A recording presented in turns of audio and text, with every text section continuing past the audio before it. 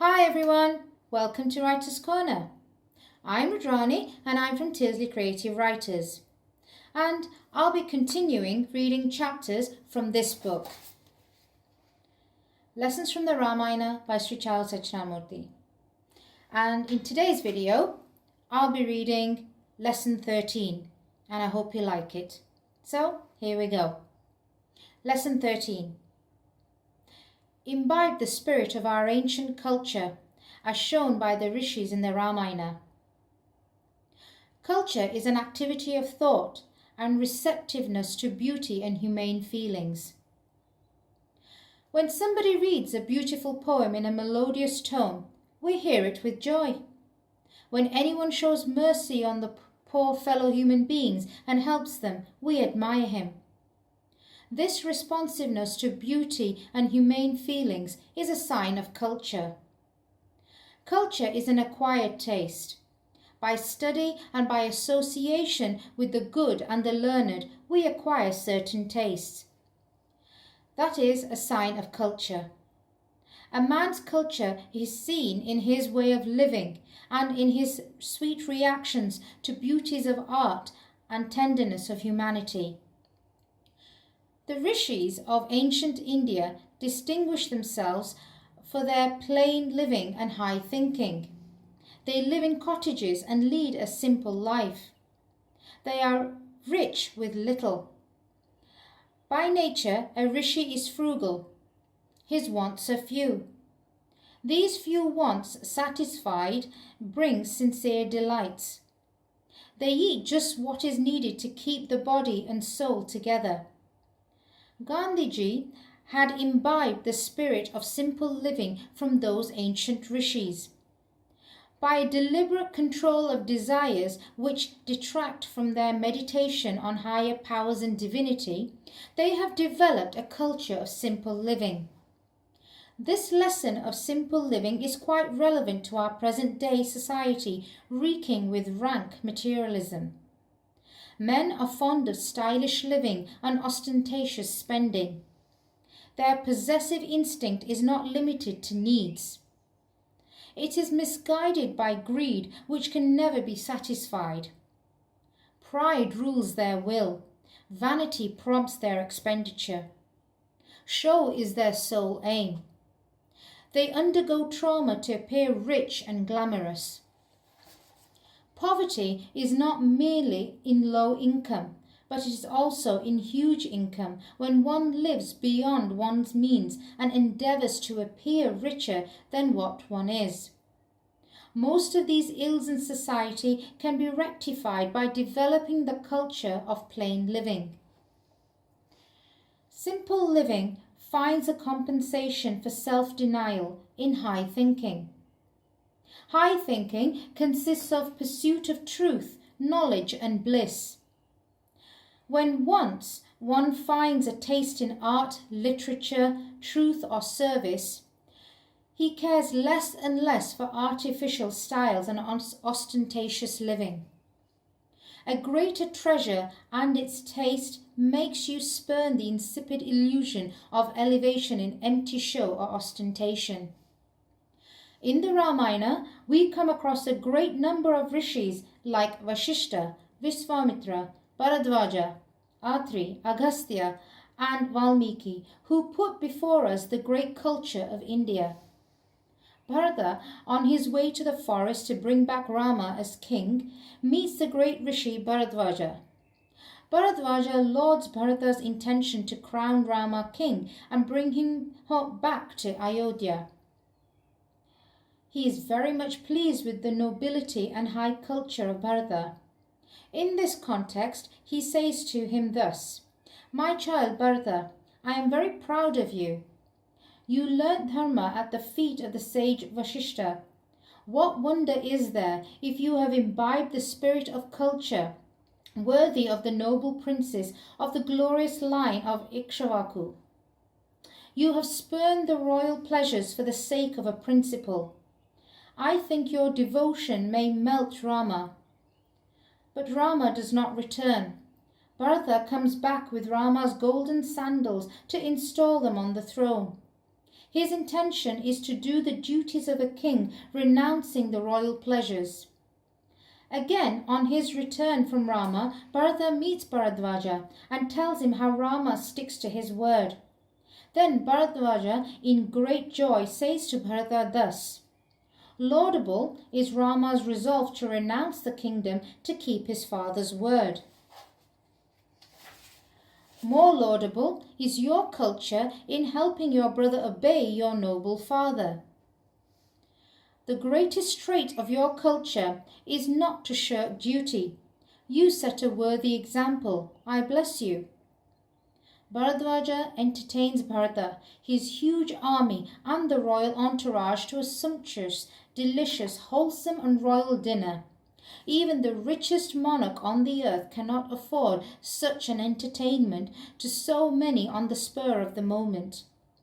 Bharadwaja lives in a cottage without any royal paraphernalia or arrangements for large-scale cooking and serving. It is a wonder how he is able to do it. Here we are reminded of the dinner that the sage Vashishta gives to King Vishwamitra and his big army.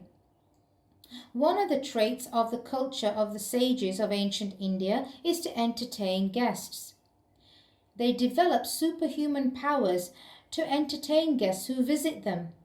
Though capable of enjoying palace pleasures and royal splendour, they content themselves with cottage comfort and simple fare of fruits and roots. The reason is they derive great joy in the pursuit of truth, knowledge, and bliss. The royal splendours and luxuries are a barrier to high thinking. Rama, Sita, and Lakshmana visit the ashram of the sage Atri. Atri is beside himself with joy at the sight of the trio. He says that his tapas has borne fruit as he is blessed with the sight of Rama, Sita, and Lakshmana. He gives Rama various types of bows, arrows, and weapons which are divine. The glorious culture of the sages is to accumulate divine powers and present them in the form of weapons to worthy kings so that they may protect Dharma from the onslaught of the Rakshasas. Anasuya, who is famous for her austerities and devotion to her husband, presents costly jewels and royal ornaments to Sita. Sita accepts them in all reverence. She says to Sita thus: "O charming young girl, you are worthy of Rama. These ornaments lie with me seeking my favour to choose for them a worthy recipient. Generally, ornaments add to the beauty of a woman, but you add lustre to the ornaments. These divine jewels seek fulfilment by adorning you." Sage Atri feels that Rama alone deserves to handle those divine weapons. Anasuya feels that Sita alone deserves to wear with grace those divine ornaments. The valuable and precious things and things of power ought to go into the deserving hands. According to the Rishis, it is not a sign of culture to wish to enjoy undeserved fortune. First deserve, then desire. Sages glow with Jnana. They also glow with compassion. They use their knowledge and wisdom to correct the erring humanity. They also use their power to relieve the suffering mankind. Agastya is a great sage. He is moved to pity at the innocent saints that are eaten by the Rakshasa brothers, Ilava and Vatapi. Ilava and Vatapi were brothers. They relished human flesh. They used to kill innocent saints methodically. They assumed the guise of Brahmins who were to perform religious ceremonies. They would invite a saint to preside over the ceremony.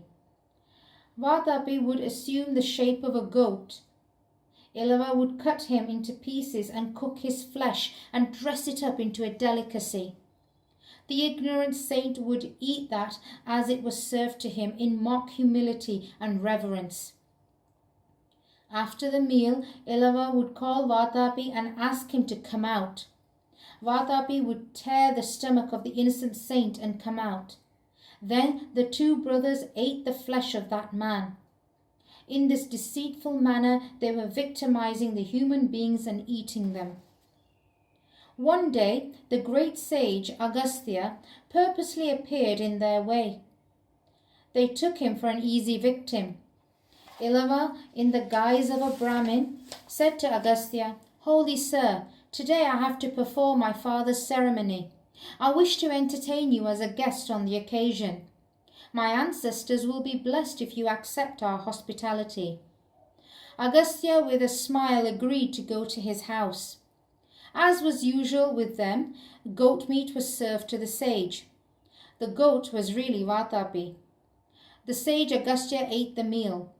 After eating, he said, touching his stomach with his palm, "Vatapi, be digested."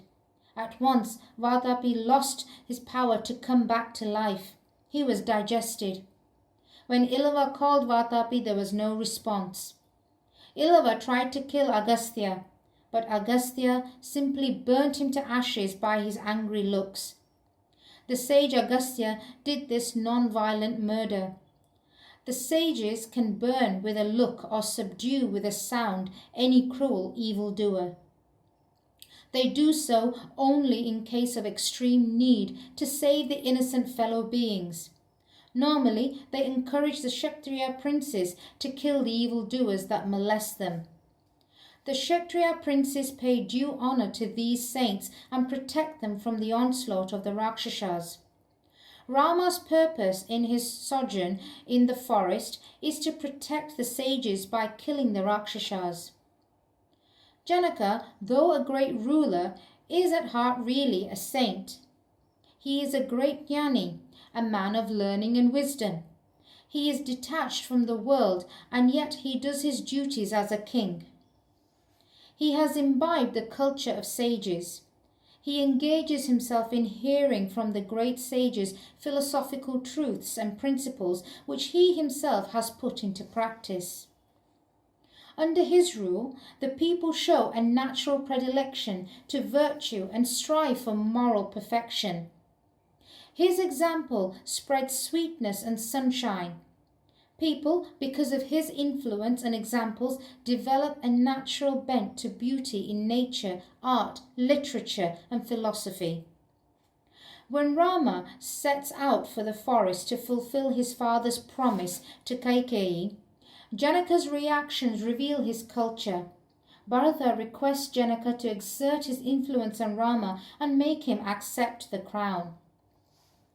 Janaka studies the position and says to Bharata thus, "My dear Bharata, Rama is a man of his word.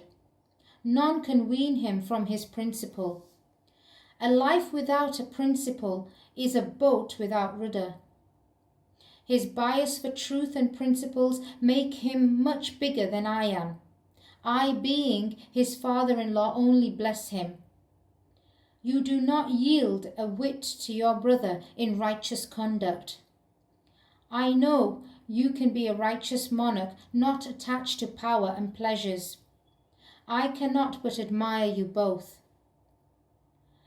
Janaka's example reveals to us that a cultured man always respects righteous men, and he appreciates a man who sticks to principles. Thus, the culture of our ancient Rishis spread wisdom and joy and make us bear in mind the following points as relevant to culture. Plain living and high thinking. Joy in beauty, truth and knowledge. First deserve, then desire. Despise undeserved fortune. Use your knowledge in correcting the erring humanity. Use your powers in relieving human misery. Appreciate righteousness in others. Striving for perfection. Study good company and acquaintance with the noble thoughts and good deeds. We conclude this lesson with the following words of Matthew Arnold. Culture is passion for sweetness and light, and what is more the passion for making them prevail. And that was the end of lesson 13. Thank you for watching. Please click like, share and subscribe, and I hope to see you again when I'll be reading lesson 14. Thank you. Bye.